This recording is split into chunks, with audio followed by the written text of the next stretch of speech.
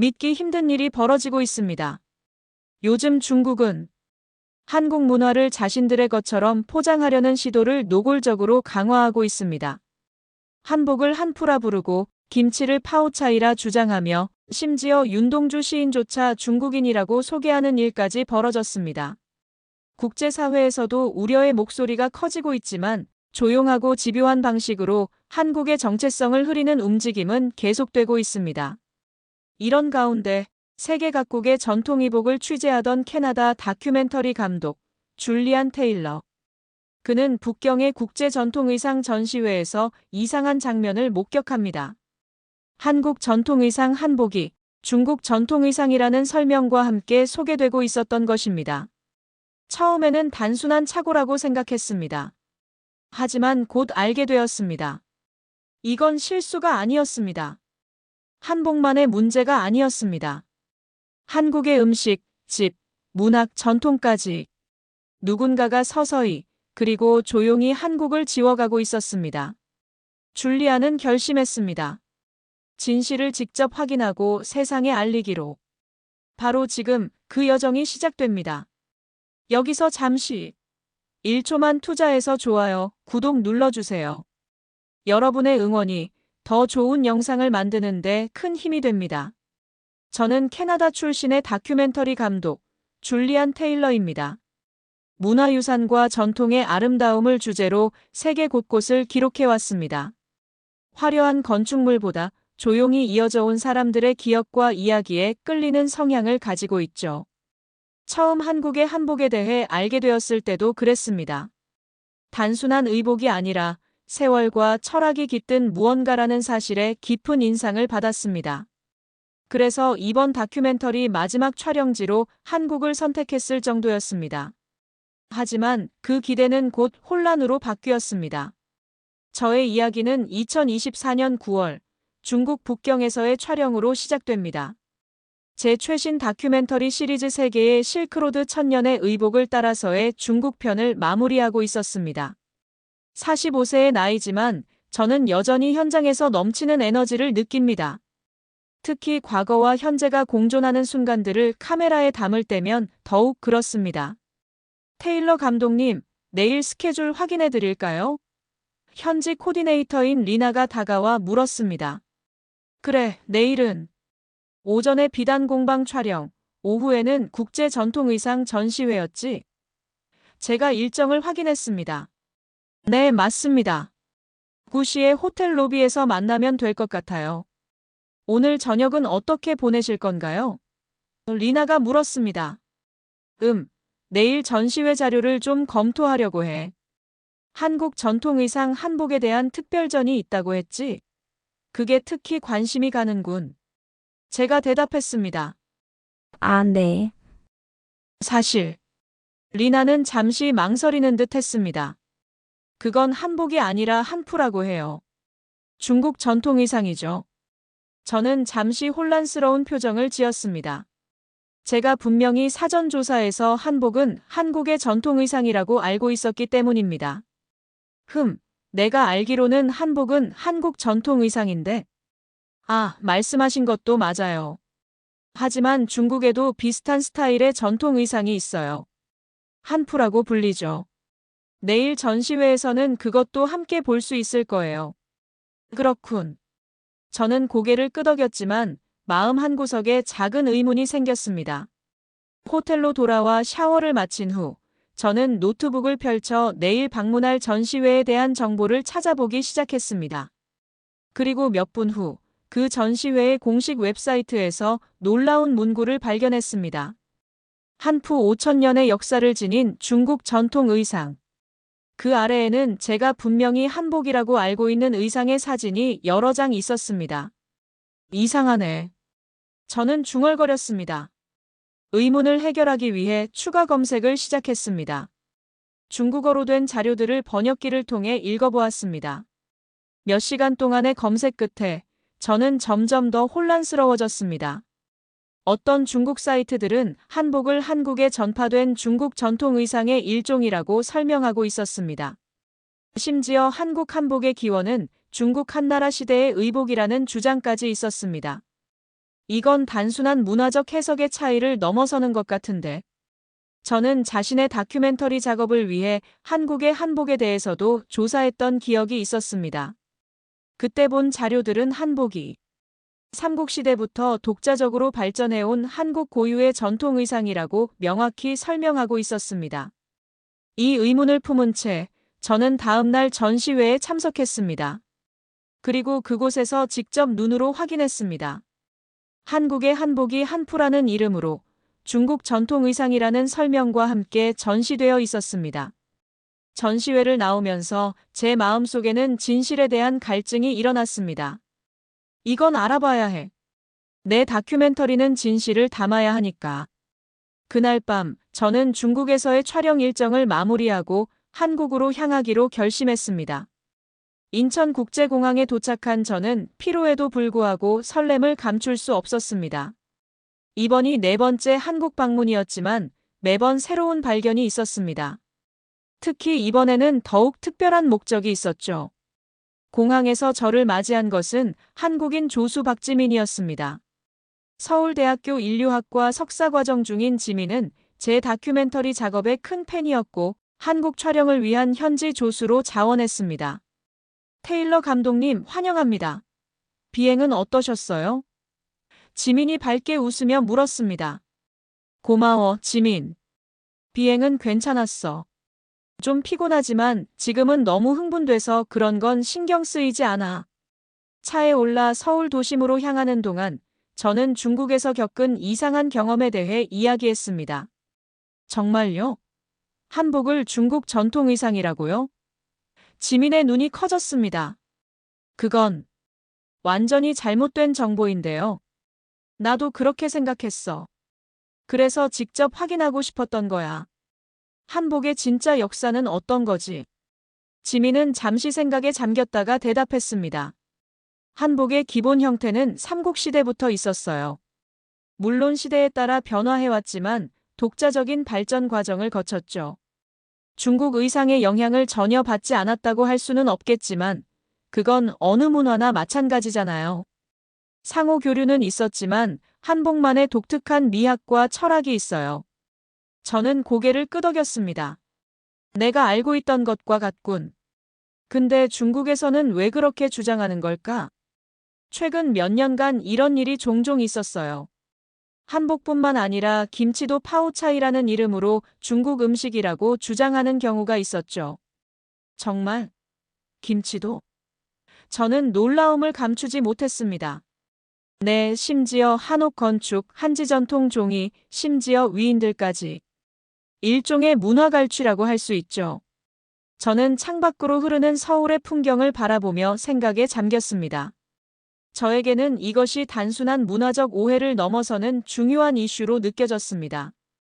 다큐멘터리 감독으로서 저는 진실과 정확성에 대한 책임감을 항상 중요하게 생각했기 때문입니다. 지민, 내가 서울에 있는 동안 한복과 한국 전통 문화에 대해 정확히 알 수 있는 전문가들을 만나고 싶어. 도울 수 있을까? 물론이죠. 제가 이미 몇 분 연락해 두었어요. 내일 북촌 한옥마을에서 한복장인 이지연 선생님을 만날 수 있고 그 후에는 문화재청 소속 학예사 오은정 선생님과의 미팅도 예정되어 있습니다. 완벽해. 고마워, 지민. 호텔에 체크인한 후 저는 노트북을 펼쳐 그동안 수집한 자료들을 정리하기 시작했습니다. 창밖으로는 서울의 야경이 펼쳐져 있었습니다. 현대적인 고층 빌딩들 사이로 고궁의 기와 지붕이 보였습니다. 그 대비가 아름다웠습니다. 내일은 어떤 이야기를 듣게 될까? 기대감을 안고 저는 잠에 들었습니다. 다음 날 아침, 저와 지민은 서울의 전통마을인 북촌 한옥마을을 찾았습니다. 현대적인 도시 한가운데 자리한 이곳은 조선시대의 모습을 간직한 채 조용히 시간을 품고 있었습니다. 좁은 골목길을 따라 걸으며 저는 카메라로 주변의 풍경을 담았습니다. 기와 지붕의 곡선, 돌담의 질감, 나무문의 결. 모든 것이 이야기를 품고 있는 듯 했습니다. 여기에요. 지민이 한 한옥 앞에서 멈춰 섰습니다. 문패에는 명주 한복방이라고 적혀 있었습니다. 문을 열고 들어가자 은은한 향이 코끝을 스쳤습니다. 전통차의 향기였습니다.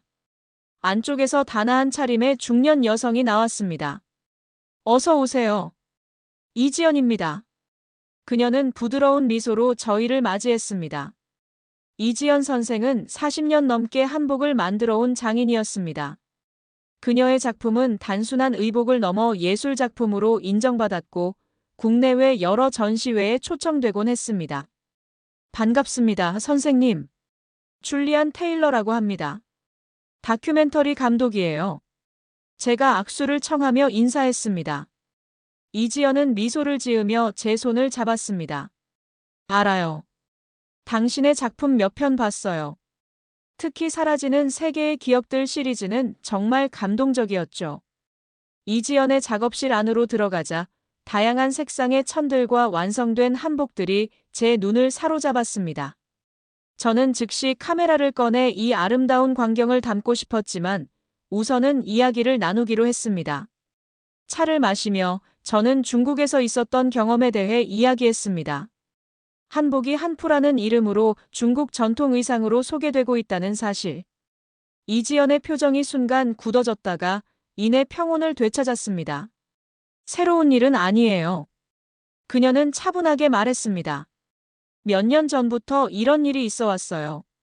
처음에는 화가 났지만 이제는 그저 더 열심히 한복의 진정한 아름다움과 의미를 알려야겠다고 생각해요. 한복은 선생님께 어떤 의미인가요? 제가 물었습니다. 이지연은 잠시 생각에 잠겼습니다. 그녀의 눈빛이 깊어졌습니다. 한복은 단순한 옷이 아니에요. 세월을 입고 기억을 두르고 자존심을 걸친 문화입니다. 그녀의 목소리는 조용했지만 확신에 차 있었습니다. 제가 만드는 한복 하나하나에는 이야기가 담겨 있어요. 색감에는 우리 조상들의 자연관이, 선의 흐름에는 철학이, 소매의 움직임에는 감정이 깃들어 있죠. 저는 그녀의 말에 깊은 울림을 느꼈습니다. 저는 저의 카메라를 바라보았습니다. 수년간 제가 담아온 세계의 문화들. 그것은 단순한 이미지가 아니라 사람들의 영혼이었습니다. 선생님, 한복의 역사에 대해 좀 더 자세히 들을 수 있을까요? 이지연은 고개를 끄덕였습니다. 그녀는 일어나 벽에 걸린 여러 한복을 가리키며 설명하기 시작했습니다.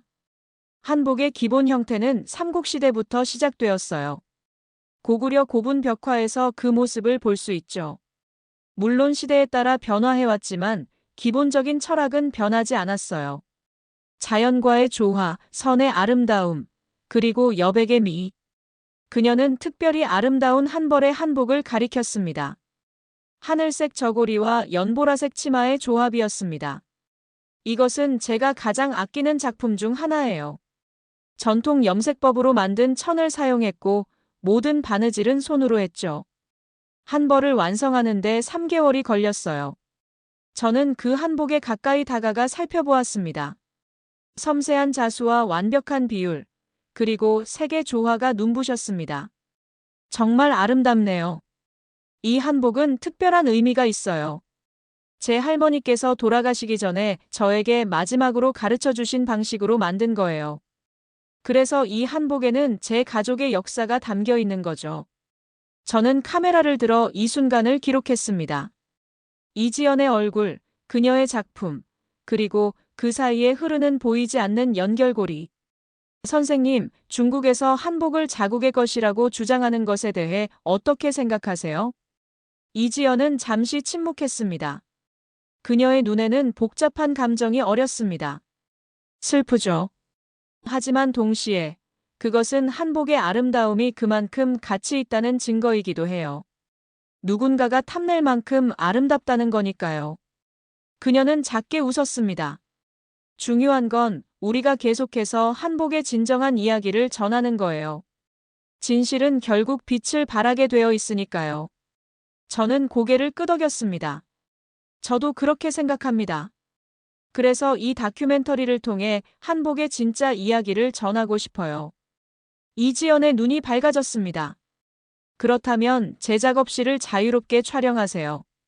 그리고 원한다면 한복 제작 과정도 보여드릴 수 있어요. 정말 감사합니다.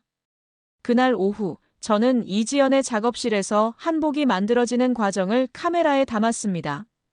천을 자르는 순간부터 바느질하는 손길, 다림질하는 모습까지 모든 순간이 경이로웠습니다.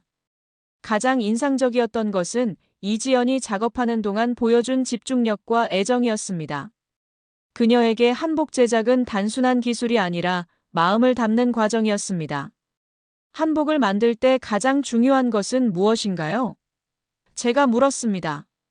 이지연은 잠시 생각하다가 대답했습니다. 균형이요. 색의 균형, 선의 균형, 그리고 무엇보다 전통과 혁신 사이의 균형이 중요해요. 한복은 살아있는 문화니까요. 과거에 갇혀있는 게 아니라 현재를 살아가며 미래로 나아가는 거죠. 저는 그녀의 말에 깊이 공감했습니다. 그것은 제가 다큐멘터리를 통해 전하고 싶은 메시지이기도 했습니다. 문화는 박물관에 보존된 유물이 아니라 사람들의 삶 속에서 숨쉬는 것이라는. 작업실을 나오기 전 이지연은 저에게 작은 선물을 건넸습니다. 전통 방식으로 만든 한지에 그려진 한복 그림이었습니다. 이것은 제가 꿈꾸는 한복의 모습이에요. 언젠가 이런 한복을 만들고 싶어요. 당신의 다큐멘터리가 많은 사람들에게 한복의 진정한 아름다움을 전할 수 있기를 바랍니다. 저는 감동하여 그 선물을 받았습니다. 반드시 그렇게 될 거예요. 약속합니다. 북촌을 떠나는 길, 제 마음은 이지연의 이야기로 가득 찼습니다. 그리고 제 카메라에는 한복의 진정한 이야기가 담겨 있었습니다. 다음 날, 저는 지민과 함께 서울 용산구에 위치한 국립중앙박물관을 찾았습니다. 그곳에서 문화재청 소속 학예사인 오은정 선생을 만나기로 한 것입니다. 박물관의 웅장한 건물 앞에서 단정한 차림의 40대 여성이 저희를 맞이했습니다. 테일러 씨, 만나서 반갑습니다. 오은정입니다. 그녀는 단호하면서도 친절한 목소리로 인사했습니다. 반갑습니다, 오 선생님. 시간 내주셔서 감사합니다. 천만에요. 당신의 작업에 도움이 될 수 있다면 기쁠 뿐이에요. 오은정은 20년 넘게 한국 전통 문화와 역사 유물을 연구해온 전문가였습니다. 특히 조선시대 의복과 생활 문화에 대한 그녀의 연구는 국제적으로도 인정받고 있었습니다. 저희는 박물관 내부로 들어갔습니다. 오은정은 먼저 저희를 조선시대 의복 전시관으로 안내했습니다. 유리 케이스 안에는 다양한 한복이 전시되어 있었습니다. 이것들은 실제 조선시대에 사용되었던 한복들입니다.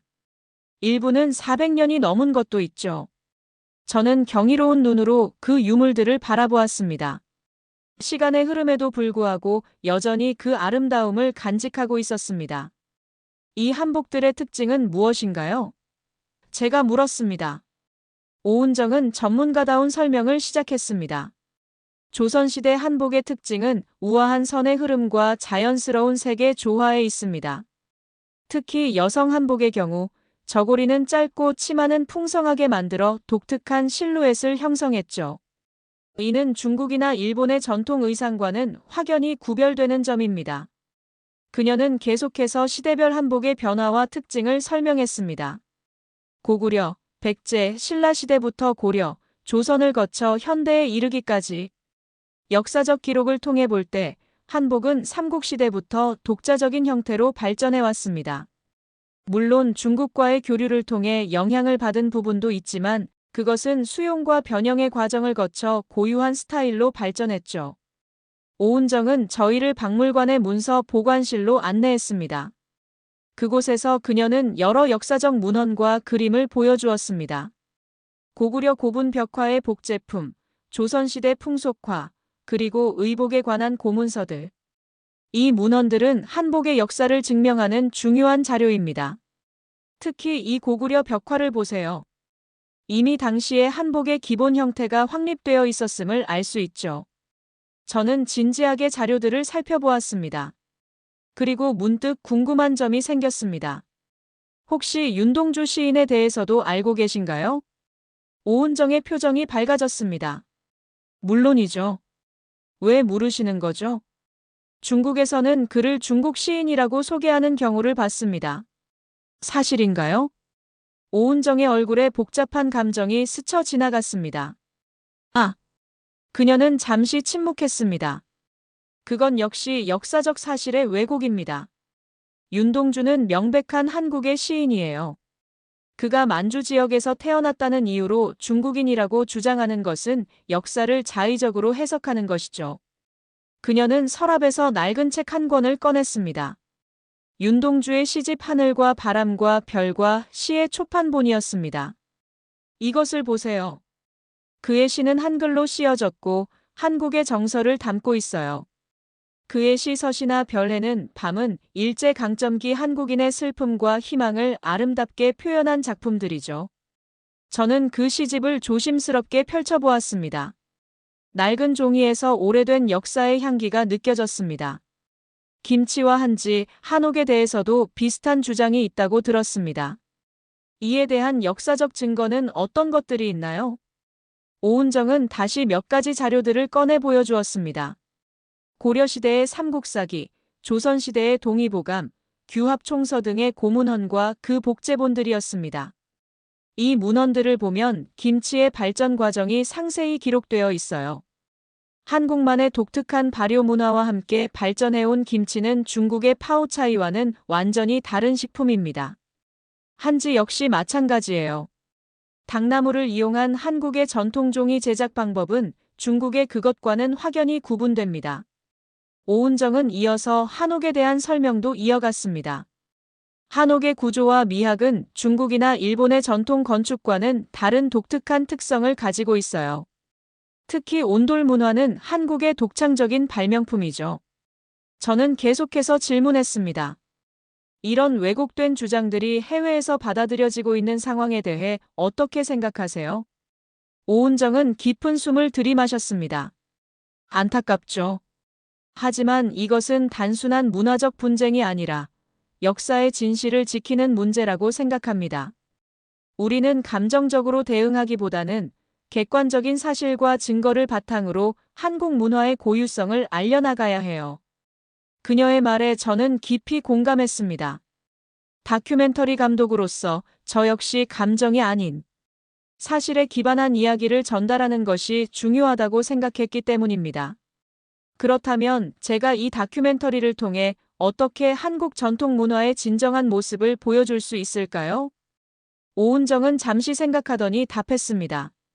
단순히 문화의 겉모습만 보여주는 것이 아니라 그 안에 담긴 철학과 정신을 함께 전달하는 것이 중요할 것 같아요. 한복, 김치, 한옥, 한지. 이 모든 것들은 한국인의 자연관, 공동체 의식, 그리고 미적 감각을 반영하고 있으니까요. 저는 고개를 끄덕였습니다. 정말 감사합니다, 선생님. 오늘 많은 것을 배웠습니다. 박물관을 나오면서 저는 마음속으로 결심했습니다. 이 다큐멘터리는 단순한 기록을 넘어 진실을 전하는 매개체가 될 것이라고. 다음 날, 저는 서울 곳곳을 돌아다니며 촬영을 이어갔습니다. 경복궁의 웅장한 건축물, 인사동의 전통 공방들, 그리고 일반 가정에서 김치를 담그는 모습까지. 저는 한국 문화의 다양한 면모를 카메라에 담았습니다. 특히 인상적이었던 것은 젊은 세대들이 전통을 재해석하는 모습이었습니다. 현대적으로 변형된 한복을 입고 고궁을 거니는 청년들, 전통 음악을 현대적으로 편곡해 연주하는 음악가들, 한지를 이용해 현대 미술 작품을 만드는 예술가들. 전통은 과거에 멈춰 있는 것이 아니라 현재를 통해 살아 숨쉬고 있었습니다. 촬영 마지막 날, 저는 우연히 한 대학교 캠퍼스에서 흥미로운 장면을 목격했습니다. 국제 학생들이 모여 한국 문화 체험을 하는 행사였습니다. 그 중에는 중국인 유학생들도 있었습니다. 저는 그들 중 한 명, 샤올이라는 20대 여학생에게 다가갔습니다. 실례합니다. 잠시 이야기 나눌 수 있을까요? 네, 물론이요. 그녀는 유창한 한국어로 대답했습니다. 한국의 전통 문화에 대해 어떻게 생각하시나요? 특히 한복 같은 것들에 대해서요. 샤오리는 잠시 망설이는 듯 했습니다. 사실, 전에는 한복이 중국 한푸에서 유래했다고 들었어요. 중국에서는 그렇게 배우거든요. 그렇군요. 그럼 지금은 어떻게 생각하세요? 여기 와서 직접 보니 다르더라고요. 한복만의 고유한 특징이 있고 그 역사적 배경도 알게 되었어요. 미디어나 인터넷에서 접하는 정보가 항상 정확한 것은 아니라는 걸 깨달았죠. 저는 그녀의 솔직한 대답에 감동했습니다. 정보를 비판적으로 받아들이고 직접 경험하려는 태도가 정말 중요한 것 같아요. 샤오리는 미소를 지었습니다. 맞아요. 문화는 서로 영향을 주고받는 것이지만 각자의 고유성도 존중해야 한다고 생각해요. 제가 한국에 와서 가장 크게 배운 점이에요. 그녀의 말에 저는 다시 한번 이 다큐멘터리의 중요성을 느꼈습니다. 한 사람의 인식이 바뀌는 것. 그것이 모여 세상을 조금씩 변화시키는 것이니까요. 서울에서의 마지막 밤, 저는 호텔 창가에 앉아 그동안 촬영한 영상들을 검토했습니다. 화면 속에는 한복을 만드는 이지연의 손길, 역사 문헌을 설명하는 오은정의 열정, 그리고 문화를 새롭게 받아들이는 샤오리의 모습이 담겨 있었습니다.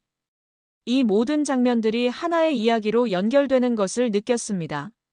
그것은 단순한 문화 기록물이 아니라 진실을 찾아가는 여정의 기록이었습니다. 다음 날 비행기를 타기 전 공항에서 저는 지민에게 작별 인사를 했습니다. 정말 큰 도움이 되었어요, 지민. 당신 없이는 이 다큐멘터리를 완성할 수 없었을 거예요. 지민은 미소를 지었습니다. 제가 도울 수 있어서 기뻤어요. 이 다큐멘터리가 많은 사람들에게 한국 문화의 진정한 모습을 보여줄 수 있기를 바랍니다. 그럴 거예요. 약속합니다. 비행기 안에서 저는 이 여정을 통해 배운 것들을 정리했습니다. 문화는 단순히 옷, 음식, 건물이 아니라는 것. 그것은 사람들의 기억과 정체성, 그리고 자부심이 깃든 살아있는 유산이라는 것. 그리고 무엇보다 진실은 때로는 왜곡되고 가려질 수 있지만 누군가가 끊임없이 그것을 기억하고 지켜낼 때 살아남는다는 것. 몇 개월 후 완성된 다큐멘터리 잃어버린 문화의 기억을 찾아서는 국제 다큐멘터리 영화제에 출품되었습니다. 상영이 끝난 후 객석에는 긴 침묵이 흐른 뒤에 잔잔한 박수가 울려 퍼졌습니다. 그날 많은 사람들이 이야기했습니다. 한복이 이렇게 아름다운 줄 몰랐어요. 문화를 지킨다는 게 이런 거군요. 관객 중에는 중국인들도 있었습니다. 그중 한 명이 저에게 다가와 말했습니다. 당신의 다큐멘터리가 문화에 대한 제 시각을 넓혀주었어요. 감사합니다. 그 순간 저는 깨달았습니다. 문화는 단순히 옛것을 보존하는 게 아닙니다. 누군가 조용히 지켜내고 기억하려는 노력. 그 진심이 쌓여야만 살아남는 것입니다. 한복은, 김치는, 한옥은, 한지는, 그리고 윤동주 시인의 기억까지 모두 그렇게 조용히 지켜져야 할 것들이었습니다. 영화제가 끝나고 호텔로 돌아오는 길, 저는 이지연 선생님이 준 한지 그림을 바라보았습니다. 그 위에는 진짜 아름다움은 기억을 입고 자라는 것이다. 라는 글귀가 적혀 있었습니다. 그 말처럼 저의 다큐멘터리가 문화의 진정한 아름다움을 기억하고 지켜내는데 작은 도움이 되었기를 바랍니다. 여러분은 어떻게 생각하시나요? 작은 문화 하나하나를 기억하고 지키는 일이 정말 세상을 바꿀 수 있다고 믿으시나요? 오늘 이야기가 마음에 닿으셨다면 좋아요와 구독으로 더 많은 진심을 함께 나눠주세요. 여러분의 작은 응원이 다음 감동의 시작이 됩니다. 시청해주셔서 감사합니다.